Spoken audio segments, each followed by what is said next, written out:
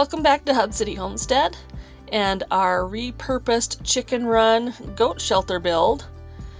Today we are going to finish the walls and get the roof on this thing, and it is coming along really nicely. The only new piece of material that we bought for this goat shelter was a piece of plywood, and we got it cut to cover the two sides. We do have vent areas at the top, and I may look at covering those with something else for the winter, maybe some plastic or something just to help keep some more of the weather out, because the gaps are relatively big and they need to be covered for the winter.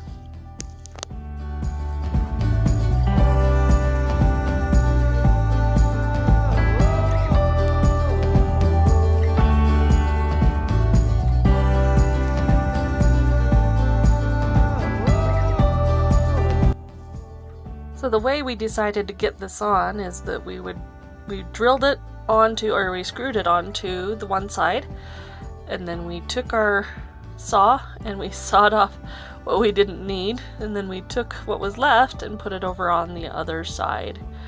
And it's just kind of the lazy man's way of doing it, but it's funny because so much of our stuff is already so wonky that we just kind of keep going with that. But it did turn out, the piece is cut almost perfectly into 4 feet sections, and it worked out really good.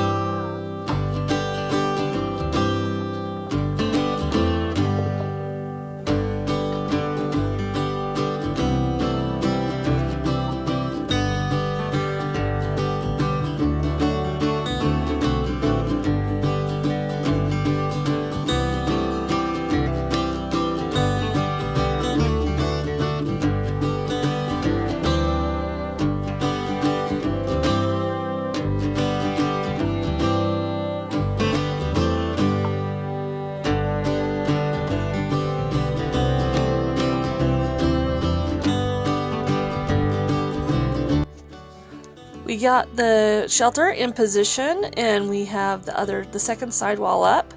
We've gotten a wall put up on the front with bits and pieces, so it's kind of slapped together in a funky way. And what we're doing now is we're just sliding in some pieces to cover up some of those gaps for the winter time to help keep some of the weather out. We were just using little pieces of whatever we had so that we don't want it permanent. We're going to move it out in the springtime so that we have good ventilation for the summertime. I love looking at the background at my grass that's coming in. I'm really excited for next summer when it's all fully grown and we have a beautiful yard.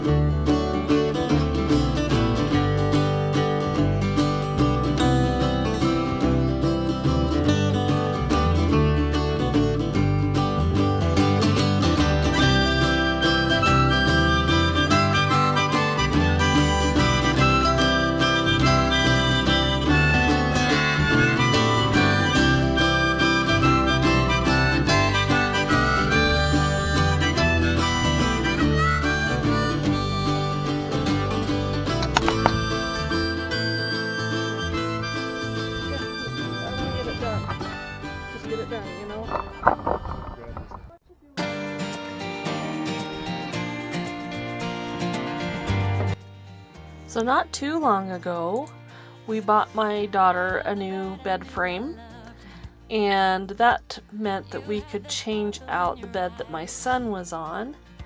And under his bed was a trundle bed, which is one of those pull-out beds. And as we pulled it out, I got thinking that would be a really good roof for a goat shelter or some sort of shelter. So we've been saving it, had it sitting in the back with all our spare wood. And so we're finally getting it onto the goat shelter. It's not quite long enough, and so we're going to, what we'll do at some point here really soon is I have some friends that have some extra corrugated sheet metal roofing, and we're going to buy some of that and get that on top of this goat shelter. And I think we're also going to span some across the chicken coop, in between the two chicken coops, to create a sheltered area in between those so that they have a dry area during the winter. And I might put the nesting boxes there as well. So we will take a look at that when the time comes. No hugs, no kisses could protect us from what the future had in store. Love is a flicker in the distance.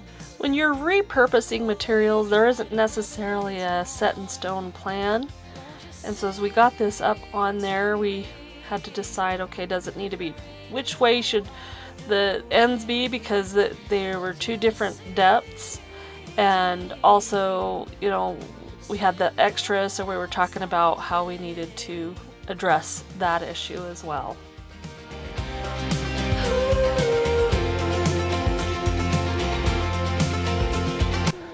All right, so look at these changes. We've opened up this section, which I'm loving.